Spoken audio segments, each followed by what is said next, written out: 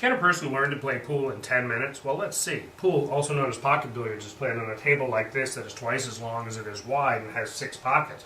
4 of them are corner pockets and 2 of them are side pockets. There are 15 colorful balls with numbers on them that we call object balls. One ball is white and has no number on it. We call that a cue ball. The basic event of the game is to take a pool cue, also known as a cue or a pool stick or a stick, and use it to strike the cue ball in such a way that it causes an object ball to go into a pocket. How do we aim the cue ball to cause the object ball to go into the pocket? How does the cue ball have to strike the object ball? Well, it's useful to draw a line from the center of the object ball to the center of the pocket where we want it to go, and to actually extend that line out in the other direction a little bit. What needs to happen is that the cue ball needs to be right on that line when it contacts the object ball, like that. So the cue ball is going to need to be right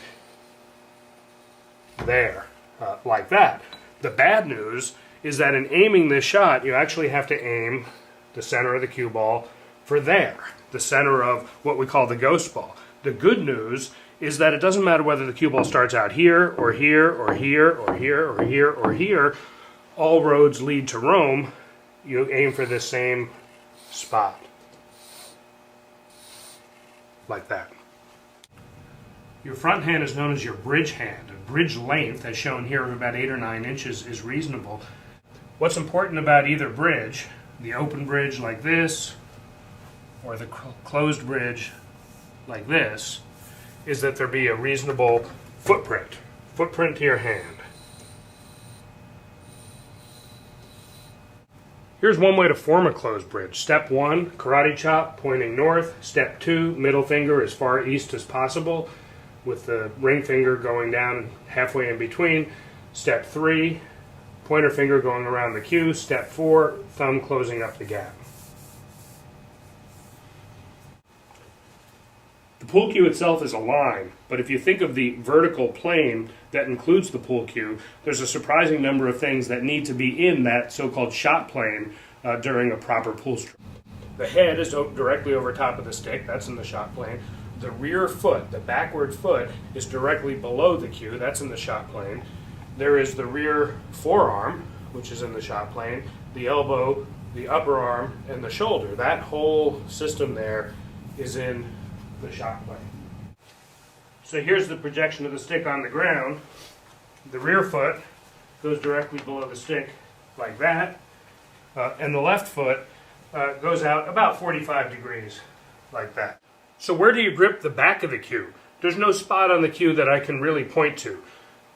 With the bridge being 8 or 9 inches, the left arm being more or less straight to keep a consistent distance back to your body, orienting your body like I discussed in the stance, where your rear hand goes is determined by the fact that your forearm is completely vertical when the tip is near the cue ball. There are over 230 different movable joints in the human body, and if this was a video about golf or bowling, I'd be talking about a complex, carefully choreographed, simultaneous motion about many of them. But this is not about golf or bowling, it's about pool. And as it turns out, pool is all about this one. That's it. It may look like I'm doing a baseball bat type grip on the back of the cue, but I'm really not. I'm holding it loosely, and it's really about this part right here. When I'm in the back part of my stroke, the rear part of my palm is not touching the cue. When I'm in the finished position, the rear part is. So here's a shot with a ghost ball position that I'm imagining, and you can see the line of the shot. Here's the extension of that same shot line a few steps back from the table. I'm going to approach the table with my cue vertical and in the shot plane, and then I'm going to plant my foot right on this line and get down into shooting position. So I'm down in the set position. My tip is at the cue ball, my rear forearm is vertical, my cue is as level as possible, and my chin is down low on the cue. Remember, it's just a pendulum motion about the elbow like this, so I'm going to hold my arm here to kind of emphasize that. Doesn't matter if the shot is going to be soft or hard. The backstroke, the final backstroke is going to be the same. I'm going to go back slowly, followed by a slow, smooth transition to forward motion, and then forward to the finished position.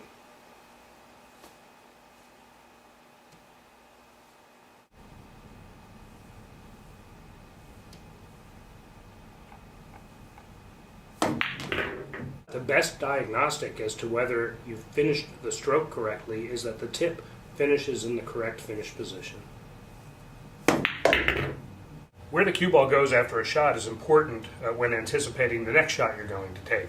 For a straight shot like this, there's three possibilities for what the cue ball is going to do. One is it's going to follow the object ball toward the pocket, or it's going to stop dead, or it's going to come back toward the shooter. So here's a follow shot. Here's a stop shot. And here's a draw shot or a backspin shot. The difference between these is, respectively, whether the cue ball had forward spin like that, or no spin like that, or reverse spin when it struck the object ball. The stop shot is critically important because mastering it opens up a whole range of possibilities for what the cue ball can do. A stop shot from the position shown will leave the cue ball stopped in the ghost ball location as shown, but a stop shot from any place over here, that same shot, would send the cue ball off at this 90-degree angle, like that.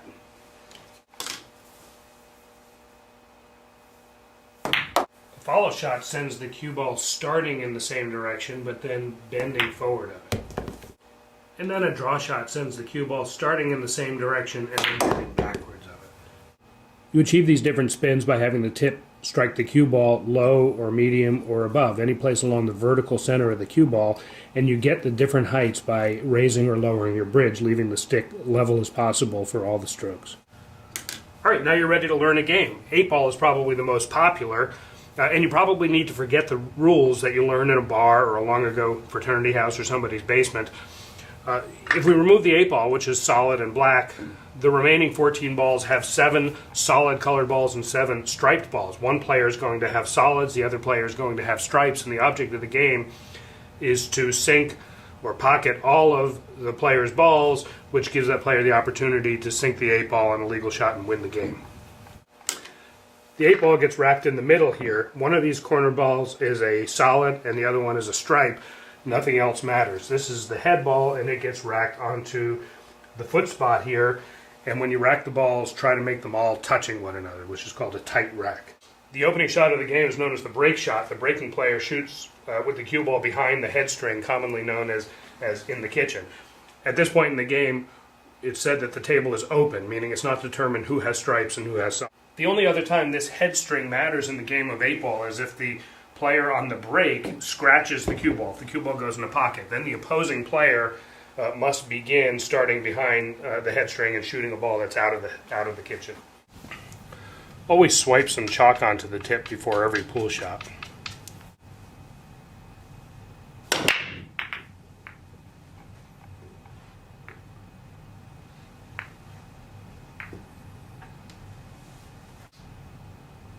All right, I didn't make any balls on that break shot. Had I made one or more balls, I would continue to shoot. Because I didn't make any balls, my opponent will shoot. Regardless, for this shot, immediately after the break, it is not yet determined who has stripes and who has solids. We say the table is still open. In order to claim stripes or solids, a player has to call a shot, has to designate, say, the purple 4-ball there, and shoot it in. So if I call that 4-ball and shoot it in like that, I now have solids. As long as you continue to pocket called balls, that is shots for which you designated the ball and the pocket, you continue to shoot. If you miss, your opponent shoots. If you do not execute a legal shot, that is if you foul, then your opponent gets ball in hand, can pick up the cue ball and put it any place on the table and shoot in any direction.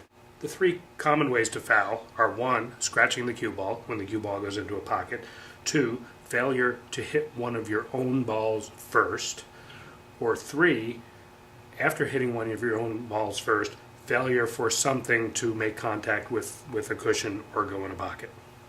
All right, now you've scratched the surface learning some of the fundamentals of this great game. Many billiard parlors have leagues that actually encourage new players, so check it out.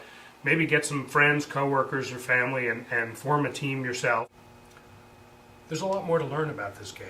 Talk to people at your local billiard parlor or look at bca-pool.com for a list of qualified instructors in your area. I hope you enjoyed this little 10-minute introduction to pool.